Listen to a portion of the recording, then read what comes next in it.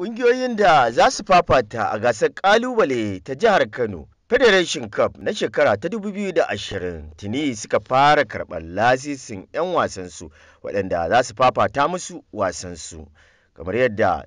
babban sakatare a hukumar lura da wasannin ƙwallon ƙafa na jihar Kano Alhaji Shehu Buhari ya bayyana, yana mai cewa tuni wasu daga cikin ƙungiyoyin sun karɓi lasisinsu ciki har da ƙungiyar ƙwallon ƙafa ta Kano Pilas da ƙaramar ƙungiyar Junior Pilas amma da ta 'yan ƙasa shekaru 15. Daga ragowar ƙungiyoyin da suka karɓi lasisinsu zuwa yanzu sun haɗar da ƙungiyar ƙwallon ƙafa ta Ashafa da ke unguwar Goron Dutse da kuma ƙungiyar ƙwallon ƙafa ta Highlanders ita ma da ke unguwar Goron Dutse, sai Olu United, Sky Rakers, Golden Bullet, SBS FC, Tukuntawa United da dai shauransu. Ya tabbatar da cewa kimanin ƙungiyoyi 25 ake sa ran su shiga gasar ta ƙalubale ta bana ta jihar Kano.